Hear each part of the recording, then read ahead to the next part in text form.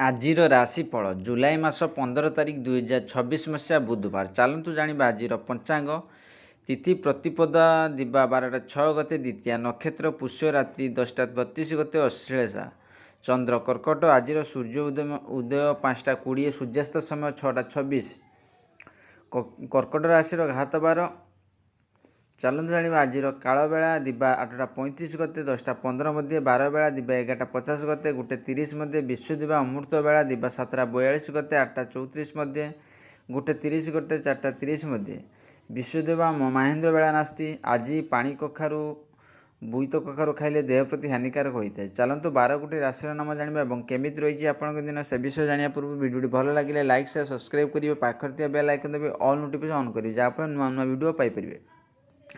ପ୍ରଥମ ଦେଖିବା ମେଷ ରାଶି ବ୍ୟକ୍ତିମାନଙ୍କ ପାଇଁ ଆଜି ଆପଣଙ୍କ ଆର୍ଥିକ ଦୃଷ୍ଟିକୋଣରେ ଦିନ ମଧ୍ୟମ ଫଳଦାୟୀ ଅଟେ। ଖର୍ଚ୍ଚରେ ଚିନ୍ତାରେ ମନ ଅଶାନ୍ତି ରହିପାରେ, କିନ୍ତୁ ସବୁ ଠିକ୍ ହୋଇଯିବ। ବାଣୀ ଉପରେ ନିୟନ୍ତ୍ରଣ ରଖିବେ, ଅନ୍ୟଥା କ୍ଷତି ହୋଇପାରେ।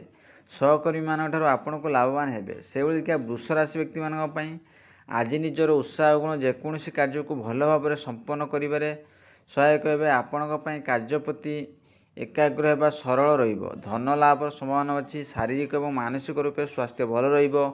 ସେହିଭଳି ମିଥୁନ ରାଶି ବ୍ୟକ୍ତିମାନଙ୍କ ପାଇଁ ଆଜି ଆୟ ଅପେକ୍ଷା ଖର୍ଚ୍ଚ ଅଧିକ ହୋଇପାରେ। ଆପଣଙ୍କ ଦିନ ଶାରୀରିକ ଏବଂ ମାନସିକ ଅସୁସ୍ଥତା ସହିତ କଟିବ। ଇଷ୍ଟ ଦେବତାଙ୍କର ଧ୍ୟାନ ସମସ୍ୟାରେ ନିବାରଣ ହେବ। ଉଚ୍ଚ ଅଧିକାରୀମାନଙ୍କ ସହିତ ବାଦବିବାଦ ପଡ଼ନ୍ତୁ ନାହିଁ। ନକାରାତ୍ମକ ବିଚାରରୁ ଦୂରେଇ ରୁହନ୍ତୁ। ସେହିଭଳି ଦେଖିବା କର୍କଟ ରାଶି ବ୍ୟକ୍ତିମାନଙ୍କ ପାଇଁ ଆଜି ବ୍ୟାପାରରେ ଲାଭ ଏବଂ ଆୟର ସ୍ରୋତରେ ବୃଦ୍ଧି ହୋଇପାରେ। ମିତ୍ରମାନଙ୍କ ଠାରୁ ଲାଭ ହେବ ଏବଂ ତାଙ୍କ ସହିତ ସାକ୍ଷାତ କରି ଆନନ୍ଦ ଲାଭ କରିବେ। ବିବାହୋତ୍ସୁକମାନଙ୍କ ପାଇଁ ବିବାହର ଯୁଗ ଭଲ ଅଛି। ଶାରୀରିକ ଏବଂ ମାନସିକ ସ୍ୱାସ୍ଥ୍ୟ ଭଲ ରହିବ। ସେହିଭଳିଆ ସିଂହ ରାଶି ବ୍ୟକ୍ତିମାନଙ୍କ ପାଇଁ ଆଜି ବ୍ୟବସାୟିକ କ୍ଷେତ୍ରରେ ଆପଣଙ୍କ ପ୍ରତିଭା ବଢ଼ିପାରେ। ଚାକିରିରେ ପ୍ରମୋସନ୍ ହୋଇପାରେ। ପିତାଙ୍କ ସମ୍ପତ୍ତିରେ ଲାଭ ହେବ। ସରକାରଙ୍କ ସହିତ ଧନର ବ୍ୟବହାର ସଫଳ ରହିବ। ଆପଣଙ୍କ ଆତ୍ମବିଶ୍ୱାସରେ ପ୍ରତ୍ୟେକ କାର୍ଯ୍ୟ ସଫଳତାପୂର୍ବକ ସମ୍ପନ୍ନ ହେବ।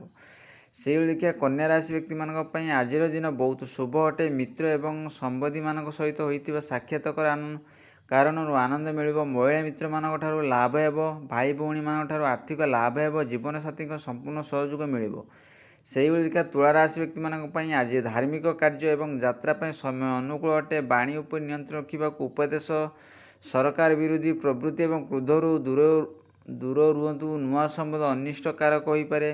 ପରିଜନମାନଙ୍କ ସହିତ କଳହ ପ୍ରସଙ୍ଗ ବନିପାରେ। ସେହିଭଳି ଦେଖିବା ବିଛା ରାଶି ବ୍ୟକ୍ତିମାନଙ୍କ ପାଇଁ ଆଜି ଆପଣ ମିତ୍ର ତଥା ସ୍ୱଜନମାନଙ୍କ ସହିତ କୌଣସି ମନୋରଞ୍ଜନ ସ୍ଥଳ କିମ୍ବା ପର୍ଯ୍ୟଟନ ସ୍ଥଳକୁ ଯାତ୍ରା କରି ମନ ପ୍ରସନ୍ନ ହେବ। ସମାଜରେ ମାନ ସମ୍ମାନ ମିଳିବ। ସାମାନ୍ୟ ଦୈନିକ କାର୍ଯ୍ୟଗୁଡ଼ିକ ଭୁଲି କରି ଆମୋଦ ପ୍ରମୋଦରେ ବୁଡ଼ି ରହିପାରନ୍ତି। ସେହିଭଳି ଦେଖିବା ଧନୁରାଶି ବ୍ୟକ୍ତିମାନଙ୍କ ପାଇଁ ପରିବାରରେ ଆନନ୍ଦ ବାତାବରଣ ରହିବ, ଯାହାଦ୍ୱାରା ଆପଣଙ୍କ ମନ ପ୍ରଫୁଲ୍ଲିତ ରହିବ। ଆପଣଙ୍କ ସ୍ୱାସ୍ଥ୍ୟ ମଧ୍ୟ ଭଲ ରହିବ। ବ୍ୟବସାୟୀର ମଧ୍ୟ ଦିନ ଲାଭଦାୟକ ରହିବ। ସହକର୍ମୀମାନଙ୍କ ସହଯୋଗ ମିଳିବ ଏବଂ ଆର୍ଥିକ ଲାଭ ହେବ। ଆପଣମାନଙ୍କ ପାଇଁ ଉତ୍ସାହ ଦିନ ରହିବ। ସେହିଭଳି ଦେଖିବା ମକର ରାଶି ବ୍ୟକ୍ତିମାନଙ୍କ ପାଇଁ ପାରିବାରିକ ଜୀବନରେ ଶାନ୍ତି ବନାଇ ରଖିବା ପାଇଁ ନିରର୍ଥକ ବାଦବିବାଦ ରଖନ୍ତୁ ନାହିଁ। ଧନ ଏବଂ ପ୍ରତିଷ୍ଠାରେ ହାନି ନ ହେଉ, ଏହାର ଧ୍ୟାନ ରଖିବେ। ଅଫିସରେ ଉଚ୍ଚ ଅଧିକାରୀମାନଙ୍କ ଅସନ୍ତୋଷ ସାମ୍ନା କରିବାକୁ ପଡ଼ିପାରେ।